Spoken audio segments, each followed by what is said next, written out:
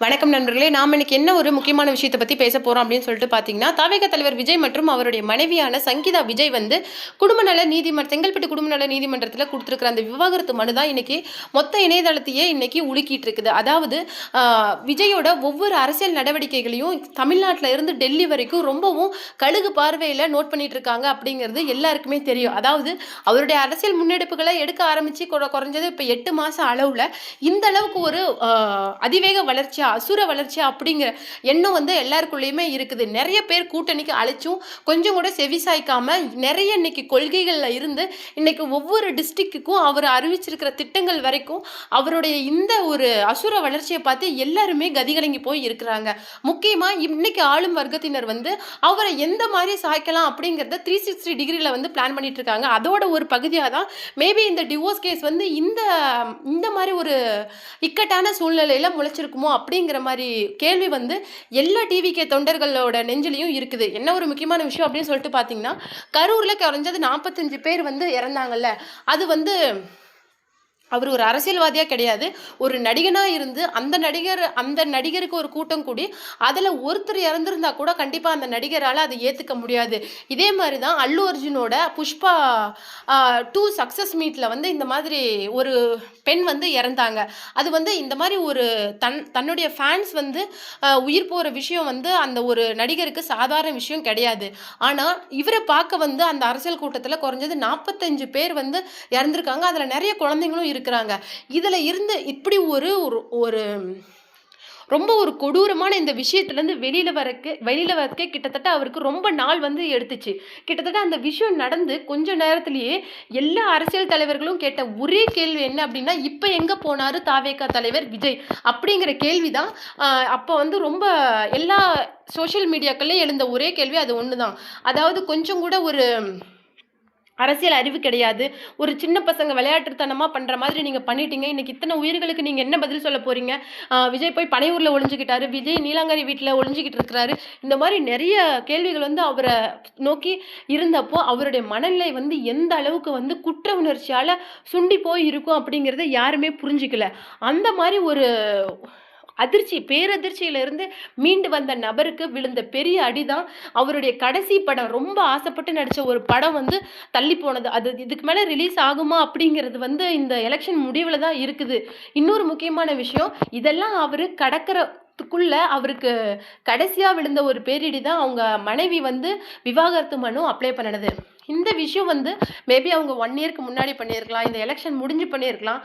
ஆனால் இப்போ பண்ணினது கூட அவங்க வந்து விவாகரத்து கேட்டு பண்ணியிருந்தா இதில் எந்த விதமான பிரச்சனையும் கிடையாது. ஆனால் ஏதோ ஒரு தவறான புரிதல்னால அவங்க வந்து அவங்களுக்குள்ள கணவன் மனைவிக்குள்ள ஒரு 4-5 வருஷமா பேச்சுவார்த்தை கிடையாது, ஃபினான்ஷியலாக என்னை முடக்கிட்டாரு அப்படிங்கிறது கூட பரவாயில்ல. ஆனால் அதுக்கும் மேலே ஒரு நடிகை கூட தவறான உறவில் இருக்காங்க அப்படின்ட்டு அவங்க தெரிஞ்சு பண்ணாங்களோ தெரியாமல் பண்ணினாங்களோ, இது வந்து அவருக்கு எவ்வளோ பெரிய ஒரு கரும்புள்ளியாக இந்த அரசியல் வாழ்க்கையில் அது இருக்கும். மேபி இதை ஒரு பெரிய விஷயமா அவர் எடுத்துக்கலைன்னா கூட இதை மற்றவங்க வந்து சும்மா விட மாட்டாங்க. கொஞ்சம் கூட ஒழுக்கம் இல்லாத தலைவன் அந்த மாதிரி அரசியல் நாகரிகத்தையும் தாண்டி எந்த அளவுக்கும் கூட வேலை செய்யறதுக்கு இப்போ வந்து ஆட்கள் தயாராக இருக்கிற இந்த நிலைமையில சொந்த மனைவியை முதுகுல குத்துன மாதிரி பண்ணிட்டீங்களே அப்படிங்கிற ஒரு விஷயம் தான் எல்லா டிவிகே தொண்டர்களும் கேட்கறது. அதாவது நீங்க வந்து இன்னும் கொஞ்சம் பொறுமையாக இருந்தீங்களா, இன்னைக்கு நம்ம மொத்த தமிழ்நாட்டோட இந்த 70 வருஷ வரலாறே மாறி இருக்கும் இல்லை அப்படிங்கிற ஒரு உணர்ச்சி பூர்வமான விஷயத்தை தான் ஒவ்வொரு தொண்டர்களும் இன்னைக்கு வந்து அவங்கள பார்த்து எதிர்நோக்கி கேட்குறாங்க. இன்னொரு முக்கியமான விஷயம் என்னென்னா, கூட்டத்துக்கு 5000 பேருக்கு மேலே கூட்டக்கூடாது. இந்த கூட்டம் இவ்வளோ டைமிங்கில் விஜயோட ஸ்பீச் டைமிங் கிட்டத்தட்ட ஒரு 25 மினிட்ஸ் தான் இருக்கணும். இந்த மாதிரி பல்வேறு கட்டுப்பாடுகள். ஒரு டிஸ்ட்ரிக்ட்டுக்கு போனால் உங்களுக்கு வந்து தண்ணியோ இல்லை சிக்னலோ எதுவுமே கிடைக்காத ஒரு அத்துவான காட்டுக்குள்ளே வந்து மீட்டிங் நடத்த அலோ பண்ணிக்கோ, இங்கே நடத்திக்கோ அங்கே நடத்திக்கோ அப்படின்னு சொல்லிட்டு இஷ்டத்துக்கு பண்ணிக்கிறது. அதுக்கு வந்து அந்த கூட்டத்தை கிட்டத்தட்ட தயார் பண்ணுறது. மக்கள் எல்லாத்துக்குமே போதுமான காத்தோட்டம் இருக்கணும், தண்ணி வசதி இருக்கணும், மெடிக்கல் எமர்ஜென்சிக்கு மெடிக்கல் டீம் ரெடியாக இருக்கும். இந்த மாதிரி எல்லா விஷயத்தையும் பார்த்து இந்த ரொம்ப ஷார்ட் டைமில் எல்லா டிஸ்ட்ரிக்டையும் கவர் பண்ணி ஆகணும். மக்களுக்கு தன்னுடைய திட்டங்களை தெளிவாக புரிய வைக்கணும், தன்னுடைய கொள்கைகளை பற்றியும் விரிவாக பேசணும், தற்போதைய எல்லா நடவடிக்கைகளை பற்றியும் அவங்களுக்கு தெளிவாக சொல்லணும், தன் மேலே விழுந்திருக்கிற பழியை உண்மை இல்லைன்னு விளக்கணும். இந்த மாதிரி பல்வேறு கஷ்டங்களுக்கு நடுவில் ஏன் வந்து அவர் நமக்காக உழைக்கணும்? அவர் வந்தது ஒரு வருஷத்துக்கு கிட்டத்தட்ட 500-600 கோடி ரூபா பண்ற ஒரு பெரிய நடிகர் அப்படிங்கிறது சாதாரணம் கிடையாது. ஜஸ்ட் லைக் தட் சம்பாரிச்சுட்டு போயிடலாம். யாரை ஏமாத்தியோ இல்லை யாரை எது பண்ணியோ அவர் சம்பாதிக்கணுங்கிற அவசியமே கிடையாது. அவர் நினைச்சா அவருக்காக எத்தனை ப்ரொடியூசர்ஸ் எங்கேருந்து வேணாலும் மொத்த ஹோல் இந்தியாவிலேருந்து வரத்துக்கு தயாராக இருக்கிறாங்க. ஏன்னா அந்த அளவுக்கு வந்து மேசிவான ஒரு ஃபேன் பேஸை வச்சிருக்கிற ஒரு ஹீரோ அப்படின்னு பார்த்தீங்களா, அது இன்னைக்கு விஜய் தான். இன்னைக்கு அவரோட படம் ரிலீஸ் ஆகிற பட்சத்தில் மற்ற பெரிய நடிகர்கள், அதாவது இன்னைக்கு ரஜினிகாந்தா இருக்கட்டும், கமலஹாசனா இருக்கட்டும், 2 பேரும் சேர்ந்து நடிச்சா கூட அவரோட படத்துக்கு கிட்ட கூட நிற்க முடியாது. அப்படி ஒரு மேசிவ் ஹீரோவுக்கு இருக்கிற அவரு இன்னைக்கு உங்களுக்காக நான் இறங்கி வரேன் அப்படின்னு சொல்லிட்டு ஒரு வார்த்தை சொல்லிட்டு இறங்கி வரும்போது அதை எப்படி உங்களால் பொய் அப்படின்னு சொல்ல முடியுது? அவங்களுக்காக சப்போர்ட் பண்ணுறவங்கள தற்குறி அப்படின்னு சொல்லிட்டு உங்களால் பேச முடியுது. ஏன்னா இத்தனை காலமாக நீங்கள் இந்த மாதிரி ஒரு மைண்ட் செட்டில் இருந்ததுனால தான் நிறைய பொய்களையும், அதாவது உங்கள் மைண்ட் செட்டுக்கு தகுந்த மாதிரி அவங்க வந்து நடந்துக்கிட்டு இருந்தாங்க. ஆனால் இதெல்லாம் மாற்றி எழுதுறதுக்காக ஒருத்தன் வரேன் அப்படிங்கும்போது உங்களுக்கு அவனை பார்த்தா நக்கலாக தெரியுதா அப்படிங்கிற ஒரு கோவம் தான் வருது. இதெல்லாம் ஒரு முக்கியமான இருந்தாலும் ஒரு முக்கியமான விஷயம் என்ன அப்படின்னு சொல்லிட்டு பார்த்தீங்கன்னா, அவங்க வீட்டில் வேலை செய்கிற ஒரு நபருமே சங்கீதா விஜயை பற்றின உண்மைகளை இன்னைக்கு உடைச்சிட்டு வர இந்த நிலையில் என்ன சொல்கிறாங்க அப்படின்னு சொல்லிட்டு பார்த்தீங்கன்னா, ஒரு முதலாளி அம்மா அப்படிங்கிற ஒரு அந்தஸ்தே கிடையாது. ஒரு சக ஊழியர் மாதிரி, ஒரு ஃப்ரெண்டு மாதிரி நடந்துக்குவாங்களாம். அதாவது நமக்கு ஒரு பிரச்சனை அப்படி இருந்தால் அதை நாம் அவங்கக்கிட்ட சொல்லவே தேவையில்ல. அவங்களே அந்த பிரச்சனைக்கு நமக்கு வழி சொல்லுவாங்க, நம்மளுக்கு லீவ் கொடுத்துருவாங்க. இன்றைக்கி நமக்கு ரொம்ப சிக்காக இருக்கும் அப்படின்னு நம்மளை பார்த்தாலே அவங்களுக்கு தெரியும். நீங்கள் லீவ் எடுத்துக்கோங்க ப்ளீஸ் அப்படின்னு சொல்லிடுவாங்க. நம்ம இல்லை மேடம் நாங்கள் ஒர்க் பண்ணுறோம். ஒரு டிரைவர் வந்து என்ன பண்ணியிருக்காரு அப்படின்னு சொல்லிட்டு பார்த்தீங்கன்னா, ரொம்ப ஒரு 2-3 டேஸாக ரொம்ப ஃபீவரில் இருந்திருக்காரு. ஆனால் அந்த விஷயம் வந்து நம்ம சங்கீதா மேடம்க்கு தெரிஞ்சப்போ அவங்களுக்கு வந்து 1 வீக் லீவோட அவரோட அந்த 1 மாத சேலரியும் கொடுத்து அனுப்பிச்சிருக்கிறாங்க. இந்த மாதிரி ஒருத்தரோட கஷ்டத்தை அவங்க சொல்லாமையே புரிஞ்சுக்கிற அளவுக்கு ஒரு முதலாளி தன்மை இல்லாத ஒரு நல்ல மனுஷர் தான் அவங்க. அதாவது சங்கீதா மேடம் வந்து வீட்டில் இருக்கிறதே தெரியாது. அவங்களுக்கு ரொம்ப பிடிச்சது அமைதி தான். வீட்டில் வந்து நிறைய சத்தம் இருக்கக்கூடாது, ரொம்ப ஒரு சத்தம் கொடுக்குற எந்த விஷயமே அவங்களுக்கு பிடிக்காது. ஏன்னா அவங்களே ரொம்ப மென்மையானவங்க.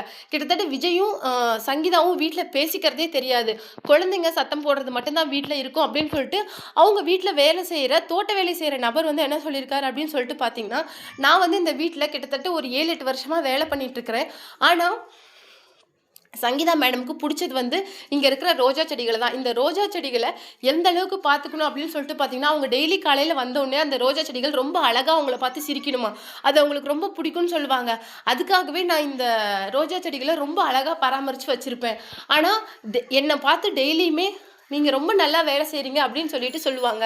அவ்வளோ பெரிய முதலாளி அம்மா, இவ்வளோ பெரிய நடிகரோட மனைவி, அவங்களுக்கு வந்து எங்களை பார்த்து சிரிக்கணும், எங்களை பார்த்து ஒரு பேச்சு பேசணும் அப்படிங்கிற ஒரு அவசியமே கிடையாது. ஆனால் எங்களை வந்து ஒரு மனுஷராக நினச்சி தான் பேசுவாங்க. இதே நாங்கள் பெரிய நடிகர்கள் வீட்டிலலாம் வேலை செஞ்சுருக்கோம். ஆனால் அங்கே இருக்கிற ஒரு பயம் என்னன்னு சொல்லிட்டு பார்த்தீங்கன்னா, அவங்க வீட்டில் ஏதாவது ஒரு சின்ன பொருள் காணோம் அப்படின்னா கூட அவங்களுடைய மொத்த பார்வையும் எங்கள் மேலே தான் திரும்பும். ஆனால் இன்னைக்கு விஜய் வீட்டில் வேலை செய்கிறவங்க எல்லாருமே கிட்டத்தட்ட 20 வருஷம் 30 வருஷத்துக்கு குறைவாக இல்லாமல் வேலை பார்த்துட்டு இருக்கிறதுக்கு காரணம் ஒவ்வொருத்தரும் அவங்க மேலே வச்சிருக்கிற விசுவாசம் தான். ஏன்னா அந்த அளவுக்கு அவங்க வந்து எங்களுக்கு வந்து பண்ணியிருக்கிறாங்க. அதனால தான் நாங்கள் வந்து இவ்வளோ விசுவாசமாக நடந்துக்கிறோம்.